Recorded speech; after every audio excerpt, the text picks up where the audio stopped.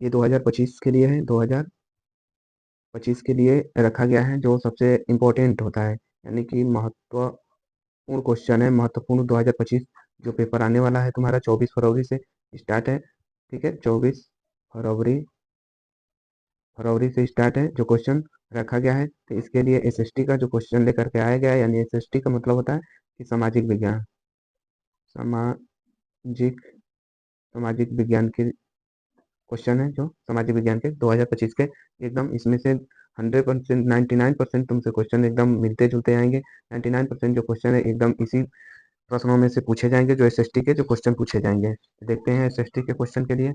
SST से question पूछा गया है, अति लघुत्तरी क्वेश्चन में पूछा गया है तुमसे। पहला क्वेश्चन पूछा गया है, इसमें दिया गया है कि यूसेफे मैक्सिमी कौन था, यानी इसके बारे में पूछा गया है। इनके बारे में लिखने के लिए आता है कि कम से कम आप इनके बारे में 25 से 35 वर्ड में इसका वर्णन करना है कि ये कौन थे।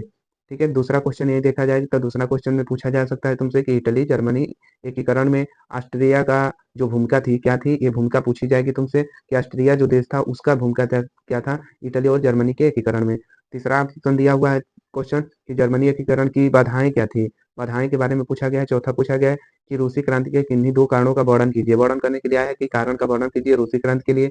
अगला क्वेश्चन पूछा गया है कि खिलाफत आंदोलन क्यों हुआ था। ये एकदम इंपॉर्टेंट क्वेश्चन है, यदि देखा जाए तो एकदम इंपॉर्टेंट है। इस क्वेश्चन को देख लीजिएगा, इसका आंसर लिखिएगा।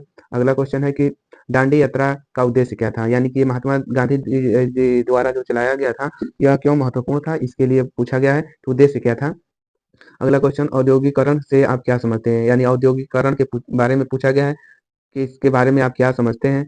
उसके बाद से औपचारिक तथा अनौपचारिक शाख में विभेद बताइए, यानी औपचारिक अनौपचारिक शाख जो होते हैं उसके विभेद बताना है। अगला क्वेश्चन है संगठित व असंगठित क्षेत्र के रोजगार में अंतर स्पष्ट कीजिए, यानी कि अंतर बताना है संगठित है और असंगठित है इनके क्षेत्रों में जो है उनका रोजगार जो होते हैं उनमें क्या अंतर है, अंतर को स्पष्ट करना है।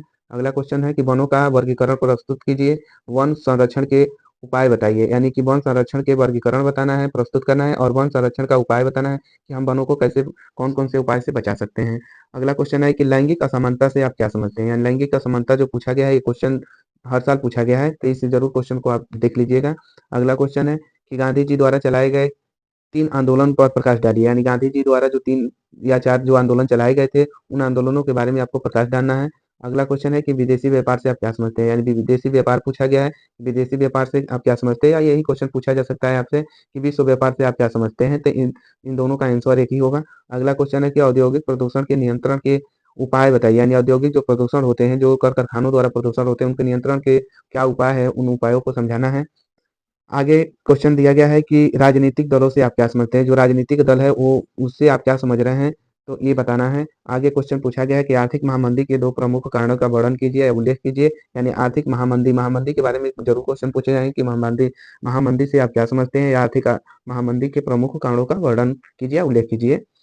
उसके बाद से पूछा गया है क्वेश्चन कि इटली व जर्मनी एकीकरण को समझाइए, यानी इटली और जर्मनी एकीकरण को समझाना है इस प्रश्न में।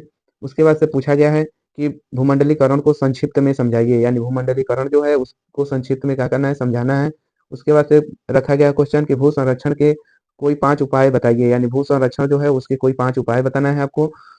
आगे क्वेश्चन पूछा गया है कि नवीकरणीय व अनवीकरणीय संसाधन में 3-3 अंतर बताइए, यानी नवीकरणीय संसाधन और अनवीकरणीय संसाधन में जो अंतर है वो 3-3 अंतर बताना है।